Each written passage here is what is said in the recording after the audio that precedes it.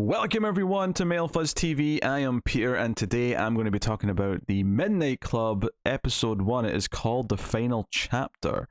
So I'll start spoiler free because it is a first episode. It is Mike Flanagan's new show on Netflix, who of course directed and produced The Haunting of Hill House. He did Midnight Mass last year, and somehow he's got enough time to do all this and make movies. He's pumping out horror content like there's no tomorrow. Haunting of Hill House was really good. I didn't really get that far into Bly Manor, but he wasn't as directly involved with that. Obviously, it was like a sequel season in an anthology way, but he wasn't as involved with that. I never got around to checking out Midnight Mass. It's probably something I should go back and look at, but I'd heard good things. I've liked a lot of his movies. Not necessarily loved them, but definitely liked a lot of them. But Haunting of Hill House was really good, by and large, but maybe just a slightly weak ending. And Midnight Club, they started teasing this a little while ago on Netflix, and it's here finally. Just the other day. This is they came out on Friday. I'm recording this on the Sunday, and I'll give my thoughts on the first episode, give the premise, and kind of just give some general vibes for it. It's a 10-episode season, which feels like a rarer thing now. Most shows seem to be 8 episodes now on Netflix, but this gets 10. So this is about a hospice. It's about a group of young people, teenagers and young adults, who are terminally ill at a hospice, and they have this midnight club where they tell spooky stories. Obviously, being a child who grew up in the 90s, it's hard not to think of Are You Afraid of the Dark, the Nickelodeon series where they go to the campfire and tell ghost stories. But this is based on a book, I think it is, and it's obviously a little bit more grown up than that show is. That it's a kids Nickelodeon show, but this is veering a little bit higher up the age scale. Although that said, though, there is still kind of a there's swearing stuff, and obviously it's probably going to be scarier and sadder because of the subjects at hand.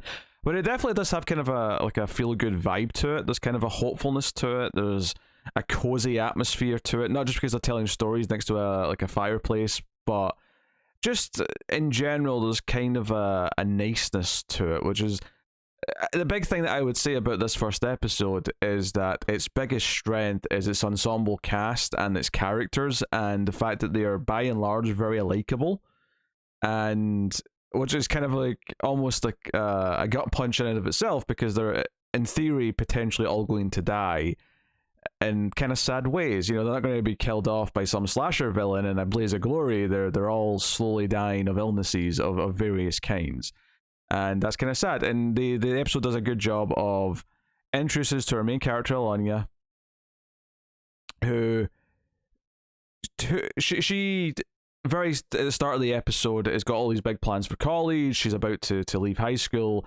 and go and start her life. She's very successful academically. She's got a bright future ahead of her, and then it kind of out of nowhere starts coughing up blood and sends her down this path that ultimately leads her to this hospice. And it does a big job of showing you her foster father Tim and his relationship to her, and it does this job of painting her as a very pleasant, nice, hopeful young girl who does not feel like she in any way deserves any of this. And it feels sad, but I also wouldn't say it's got a depressing tone. And that's maybe actually perhaps the most impressive thing about it, is I think it'd be very easy to do this subject and do this premise and have it feel very somber and have it feel very kind of like you're walking on eggshells the whole time.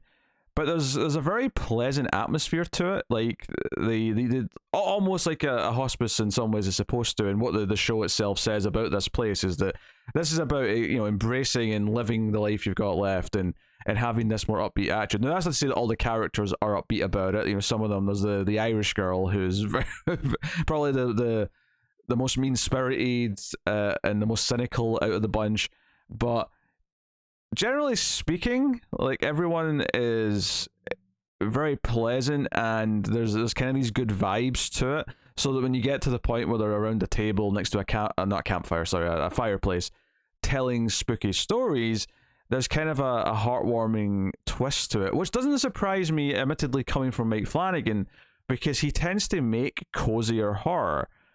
sometimes to a detriment. When I said I didn't really like the ending of Haunting of Hill House as much as the rest of the show, that's kind of why. I kind of felt like the last episode was a little bit too sweet, and there wasn't much bite to it, and it kind of felt like the best description I ever heard of Haunting of Hill House is that the last episode is kind of like someone turned the light on and started vacuuming, and I thought that was a great description of it, because it kind of takes away all of the mystique and spookiness of it. I think what's neat about this show is that it's kind of more heartwarming side that is baked into its premises here right from the start of the show. And I would say that I really like the characters and the overall vibe of them getting together to tell spooky stories. I would actually say that my least favorite thing about the episode is probably the horror elements, like the actual jump scares and stuff. One of the things I saw in the last few days, I think on Friday when the show launched, there was an article somewhere, maybe Bloody Disgusting or something, but it was about how it broke the Guinness World Record for the most amount of jump scares in a single episode of TV. And I rolled my eyes at that because I thought, why is this a good thing necessarily? It feels like such an arbitrary thing to keep track of, and fundamentally is pointless.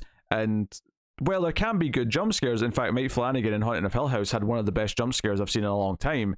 I'll just say it's a scene in a car and leave it there. People who have seen the show probably know what I'm talking about. But by and large, jump scares are the cheapest, lamest way to try and pull off horror. In fact, there's even a bit of a meta-commentary moment in this episode where a character criticizes a story for just turning into a jump scare fest. So obviously Flanagan's aware of those criticisms, and he's not necessarily just leaning into it for the sake of it, but I do actually think a lot of the horror stuff in this, which is for the most part just the idea that the main character occasionally is having these like flashes or dreams that are kind of drawing her to this hospice, this specific place, Brightcliff. She's having these sort of nightmares of someone turning round, someone sitting at a table, and it's all presented in very quick cuts, some occasionally with quick, big, loud noises, so they're kind of quick jump scare moments. And I didn't really like them that much. They kind of felt very generic, and they're just kind of typical horror 101, and nothing about them stuck out to me. I didn't really like it. As someone who watches a lot of horror, like none of it was very impressive, and mostly just kind of trite. Which is why it's a good thing that this show's main strength isn't really the horror, bizarrely. Like, the horror element of it is, they get together and tell ghost stories, and there's obviously this hint that maybe there's some real supernatural stuff that's going to come into it as we go. But for the most part, the reason why this first episode works to me and why it succeeds is because the horror isn't never really treated that seriously. It's kind of treated as this light thing that they do to take their mind off of what their life is, or they even take their mind off of it, because they're kind of morbid in how they incorporate it, and they've got this pact that I'll get to when I talk about spoilers. But it's very much this kind of it makes me think of Dream Warriors, the Third Nightmare on Elm Street movie a little bit, because you've got this kind of like camaraderie vibe between all the patients in the hospital. It reminds me of other stories kind of like that, where this group of characters, or this ensemble, who've all come in at different times, and it's impressive that most of them are very likable in this first episode. As you're being introduced to them all, they're all very strong characters. I'm terrible with names, and there's a lot of names to remember, so there's no way I know all their names yet. But by and large, like they're all very like easy presences to sort of latch onto and just enjoy being around. That by the end of the episode, like I'm kind of down for them telling bullshit stories, even though the stories themselves aren't necessarily always going to be that interesting or scary. They're more about what they mean to the characters than they are about actually being a good horror short film to the audience. Because you do see the stories, they kind of play as like 3-minute short movies with narration as they're telling the story, but they actually have filmed these, like, I think they had to. It would have been weird if they didn't. I think you can get away with that to a point, but I think if they're going to be telling lots of stories over 10 episodes, I think it would get kind of repetitive to never see any of them. It even changes aspect ratio when they're telling the stories. It turns into because it's just 16:9 normally, but then when they start telling the stories, at least one of them in this episode turns into the Netflix ratio, as I'll call it, because it's kind of something they've used a lot. That 2.0 to 1, maybe 2.2 to 1. Nah, more 2.0 to 1, I think. But it changes aspect ratio as it's telling the story. It's a nice little touch just to make it feel more like it's just a story within the story kind of thing. But yeah, the good vibes of them getting together and telling these stories, and just a general ensemble kind of like team of teenagers. Like, as someone who's a big fan of Dream Warriors, having some of those vibes in here, I think, is a good thing. It doesn't feel exactly like that, but the sense of the ensemble and the different characters coming together, I could see there being kind of a, some bittersweet but also some very sweet messaging by the end of this in terms of what the story might do. I have to imagine at least one of this group, if not several of them, are going to be dead by the end of the show, because they're all, dying of various illnesses, and that's going to probably hit quite hard when it eventually happens. The idea that they're on this accelerated schedule and that any one of them could go at any point, does, rear its, or it does sort of like, it's hovering over everything as the show's going on, which is why it's very impressive that it feels very cozy, by and large. I think part of that's the very welcoming characters, the welcoming, when I say welcoming character, I don't mean they're because they're welcoming her to the place, although most of them are. More just that the general vibes of them are very welcoming in general. Like, most of them feel like they'd be very pleasant to be around. So you get that pretty, and I think that there's some strength in that. You kind of appreciate the characters a little bit. Like, the one girl who is very cynical and, very confrontational and is snapping at people a little bit. Like, you can't actually blame her. The situation she's in, like, her being a little bit bitter, I think, is the most understandable thing in the world. So I think a lot of them not being that is actually quite commendable, and you kind of like them a bit for it. So, strong characters, likable characters, is, I think, the biggest strength this has, and the potential for the story. Because I think Flanagan sometimes, and it definitely, veers into it at the end of Hill House, Gerald's Game, I remember having a bit of this, where it gets a little too saccharine for it to really feel like a proper horror story to me, where it feels more like the sort of horror story that ends with, like, finally talking to the ghost you've been wanting to. And this is nothing that happens necessarily in any of these things, but I'm just trying to describe the tone. It feels like something that's closer to a Casper than a proper horror movie, where the piano musical plays, you finally get to talk to the ghost of that dead loved one that you've been wanting to speak to one last time. Which, and I've never really been into that kind of story necessarily. It's just a little bit too saccharine and sweet for me. It doesn't quite work for me in that sense. But I think this is setting its tone immediately as what it is, and I can get into it as this ensemble group of characters who are trying to survive something, but they're not surviving. They're surviving the real world horror of their medical conditions, and maybe there'll be some spooky stuff that comes along that's implied in this first episode.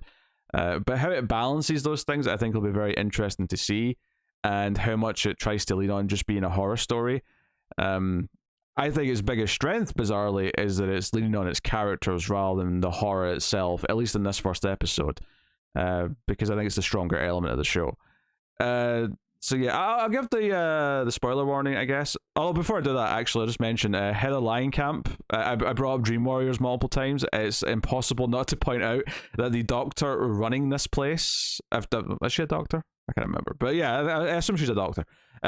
Running this place is played by Heather Langenkamp, who is Nancy from A Nightmare on Elm Street, and also Dream Warrior. She's also in the third movie playing...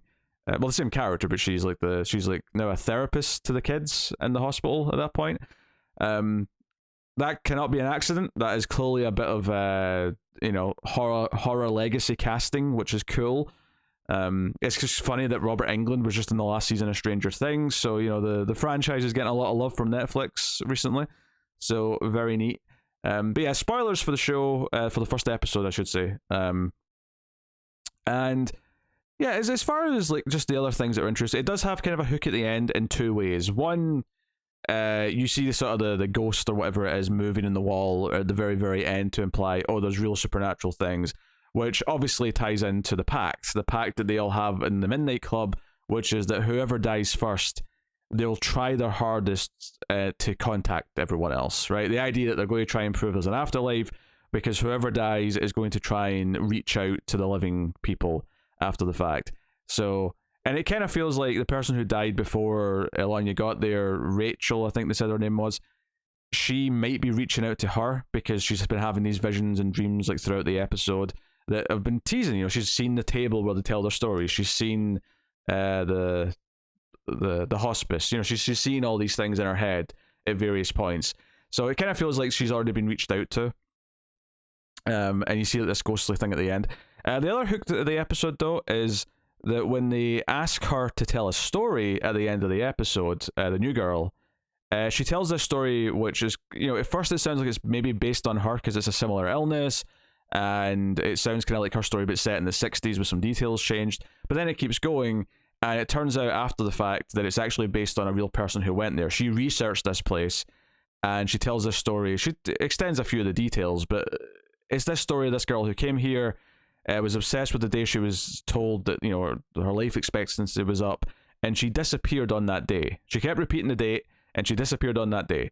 And then she appeared a month later with no explanation, and she was cured. Her cancer had gone.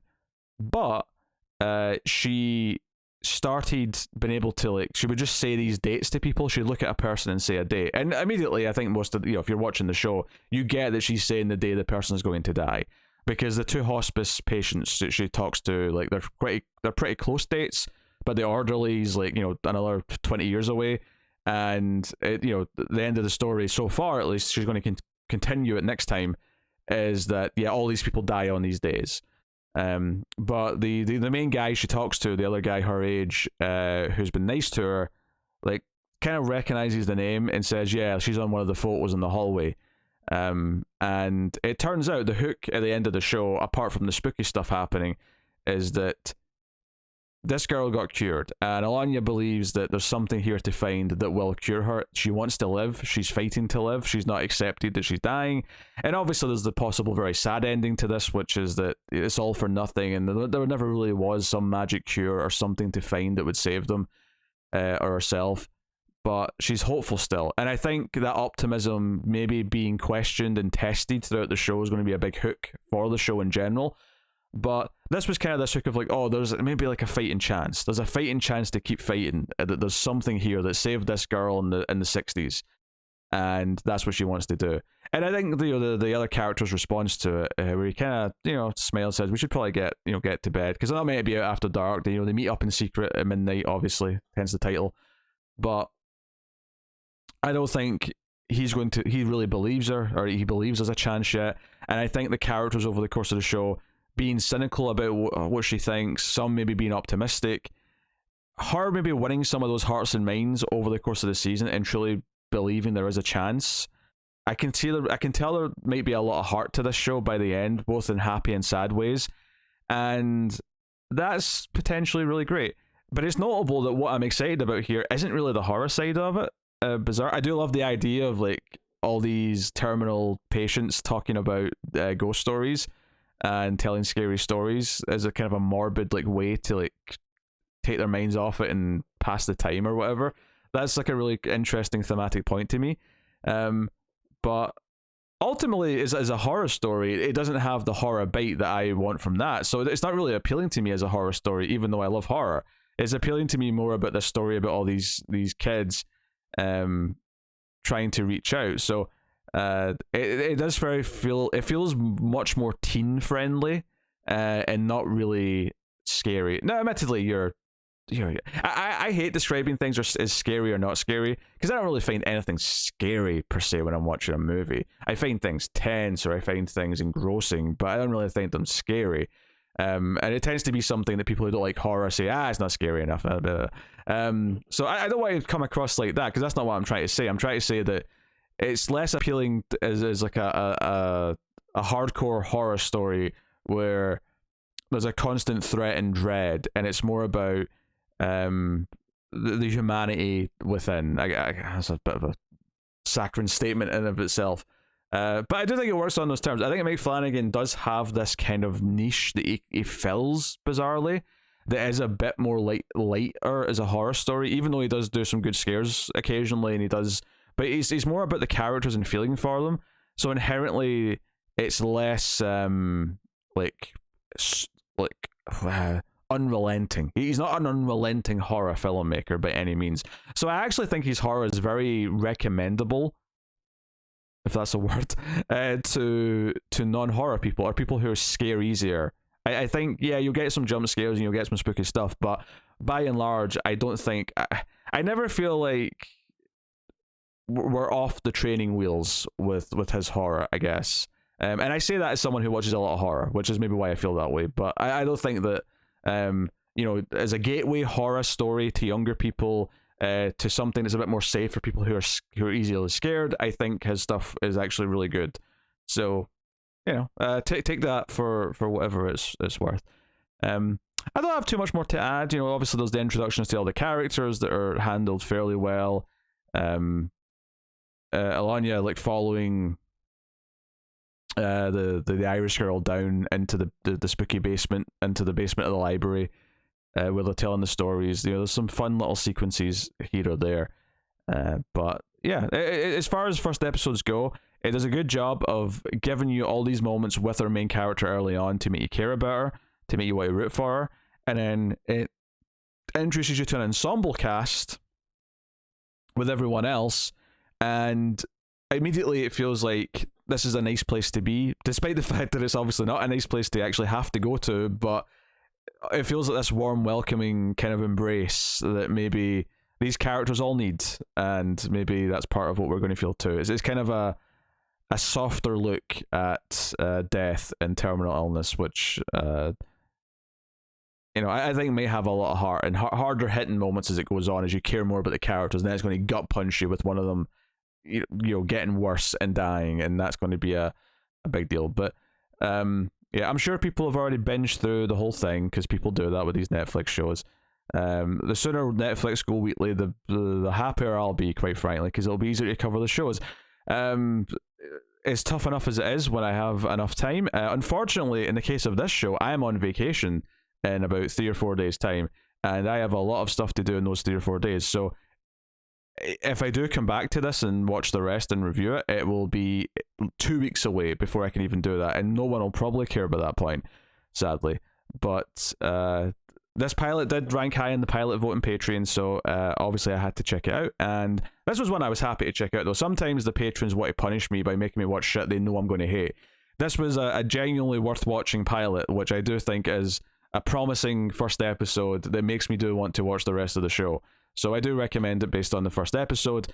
Whether or not it sticks to landing, another question, but that is for all of you to find out. So that is the Midnight Club episode 1. My thoughts on it. Thank you very much for joining me. If you like the content, if you like getting these TV shows reviewed, please do go over to patreon.com/MailFuzzTV and support us over there on a monthly basis for however much you wish.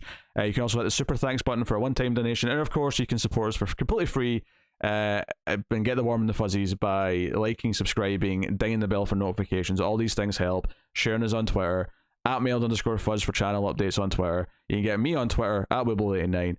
But once again, thank you for watching or listening. I always appreciate it. Keep watching TV. Have you got any vanilla?